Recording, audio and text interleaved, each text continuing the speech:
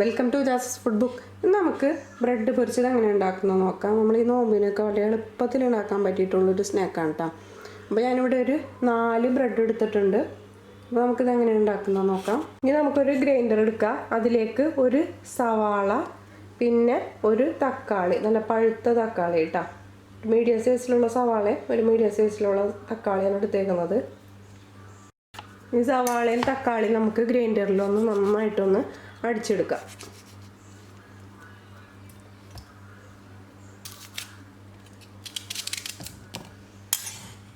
ഒരു 2 table spoon വെള്ളം ചേർത്തിട്ടാണ് അടിച്ചെടുക്കുന്നത്. സവാളയും തക്കാളി നന്നായിട്ട് അടിച്ചെടുത്തിട്ടുണ്ട്. ഇനി ഇതിലേക്ക് ഒരു മുട്ട പൊട്ടിച്ചൊഴിച്ച് കൊടുക്കാം.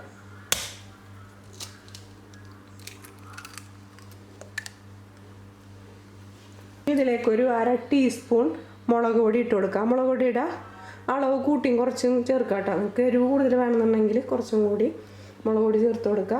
ആവശ്യത്തിന് ഉപ്പ് ചേർത്ത് കൊടുക്കുക. ഇത് നന്നായിട്ടൊന്ന് അടിച്ചെടുക്കുക.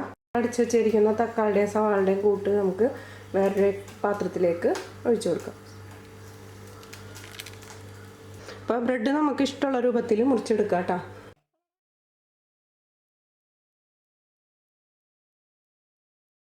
ബ്രെഡ് പൊരിച്ചെടുക്കാൻ വേണ്ടിയിട്ട് ഒരു പാൻ വെച്ച് കൊടുത്തിട്ടുണ്ട്.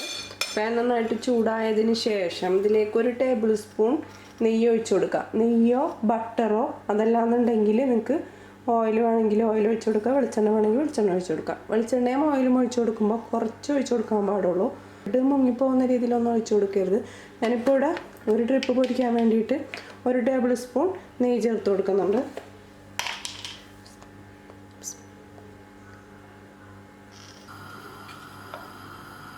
നമ്മുടെ ബ്രെഡ് ഈ ഒരു കൂട്ടിയിൽ മുക്കിയതിന് ശേഷം പാനിലേക്ക് വെച്ച് കൊടുക്കാം.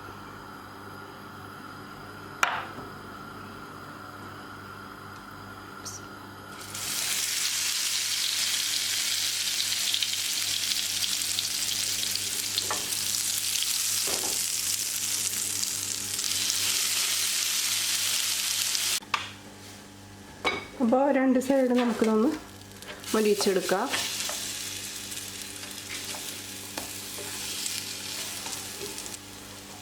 ബാക്കിയുള്ള കൂടി വെച്ച് കൊടുക്കുക.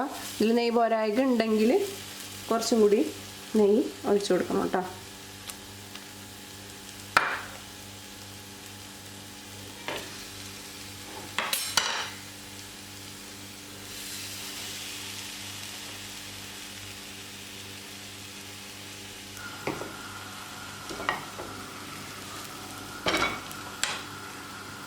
ഇതിൽ വേണമെന്നുണ്ടെങ്കിൽ കുറച്ച് മല്ലിയിലൊക്കെ ചേർത്ത് കൊടുക്കുക കേട്ടോ.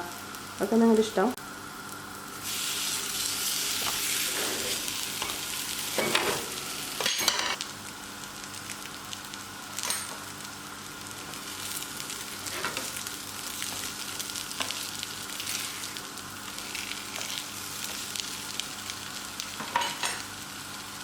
അപ്പോൾ ഇത്രയേ ഉള്ളൂ കേട്ടോ പണി. അപ്പോൾ ബാച്ചിലേഴ്സിനൊക്കെ എളുപ്പത്തിൽ ട്രൈ ചെയ്ത് നോക്കാൻ പറ്റിയിട്ടുള്ള റെസിപ്പിയാണിത്. ചൂട് ചായ കൂടെയൊക്കെ കഴിക്കാൻ പറ്റിയിട്ടുള്ളതാണ്. അപ്പോൾ എല്ലാവരും ട്രൈ ചെയ്ത് നോക്കുക.